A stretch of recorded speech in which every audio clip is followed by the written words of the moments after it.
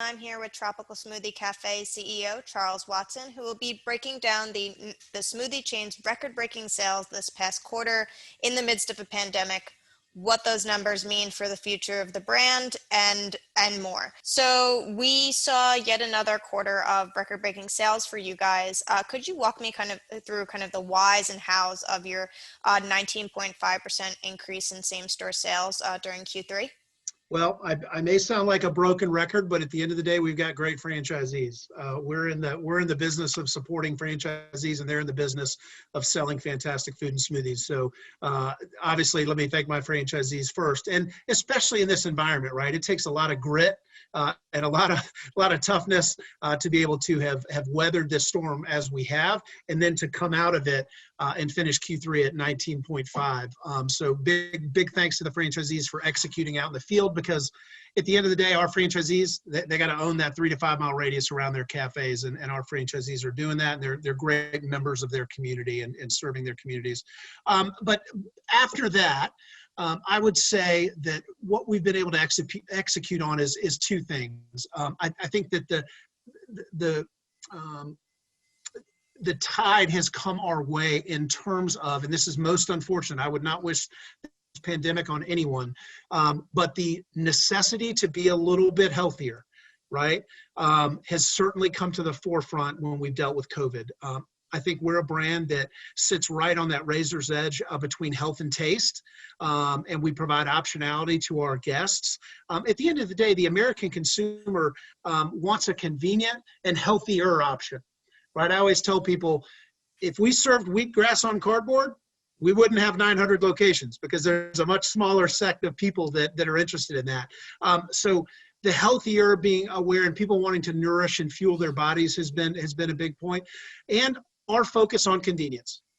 I want it right now, any place, anywhere, anytime, and we've made a lot of investments and a lot of hard work around being convenient.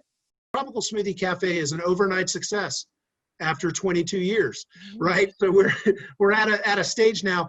We have just completed, under Alice Crowder, our VP of Menu Innovation, our first real menu optimization, where we really went into the analytics associated with, are these food and smoothie products, do they earn their real estate on our menu? So we just went through that, and that can be trying with the system, with old favorites that people like, and we had to go in and do the analysis. So we just completed our first menu optimization. We're through that now, and we feel really good. So we got to make space for some new cool things. To give you an idea, this summer and what led into this great Q3 results, we had a fantastic limited time offer, a barbecue pork quesadilla. If that doesn't sound like something that would be great at the beach, I don't know what is. And if you pair that with our two smoothie offerings this summer, the watermelon mojito, made with fresh watermelon in cafe, and a guava margarita. That's pretty good summertime, and you'll see as we move into the holidays, you'll see some cranberry. You'll see some cranberry coming down with a little more indulgent holiday spin to it. We also did previous this year a dragon fruit smoothie. So it's the ability to have the old standbys, as well as some of the new super fruits that are coming out, and to be broad in terms of what we can offer our consumers on the health and wellness side, and on the damn, this just tastes good side of the world.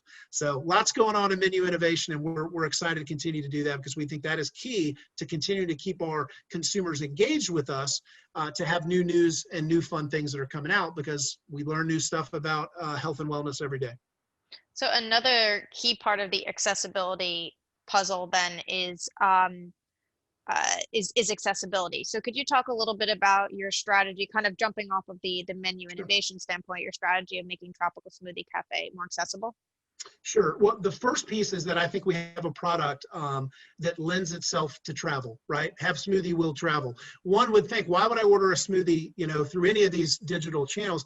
Our smoothies last about 45 minutes. So it's actually a very good traveling product. When we talk about the old French fry problem, right? By the time the French fries get home, they're no good anymore. The smoothies travel really well, as do our flatbreads and our wraps, et cetera. So we start off with a product that travels. And then I look ultimately at the different distribution channels or sales channels for Tropical Smoothie. There's walk into the cafe, there's curbside pickup, there's order ahead and pickup, there's our third-party delivery channels, there's our app, our proprietary app, as well as our website, right? So we have to be great in all of those channels. Because I don't care if you pick up your phone and you go to a mobile website, or you go to our app, or you go to DoorDash. We have to be able to provide you a fantastic product. And not just that, Joanna, what we're really twisting the Rubik's Cube on right now is, how do you provide great hospitality in each one of those different channels? We always talk about hospitality. Hi, Joanna, I'm Charles. Can I take your order? Smile on your face, etc. How do you do that on a curbside order?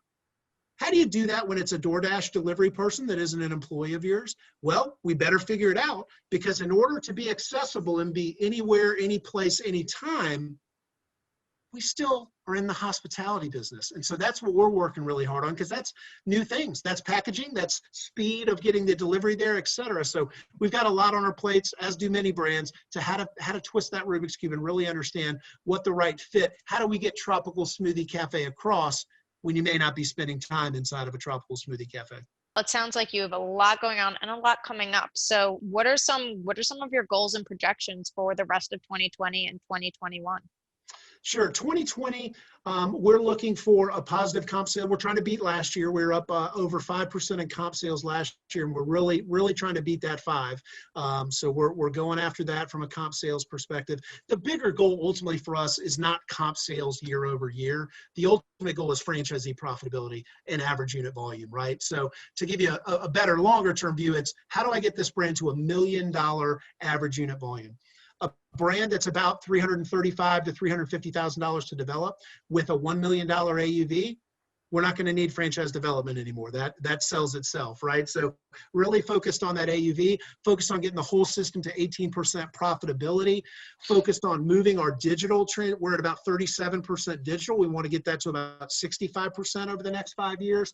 And then ultimately the unit count, right? We're still a street corner business. Over the next 5 years, we want to be at 1,500 locations. So we have different strategies going along each one of those kind of pillars.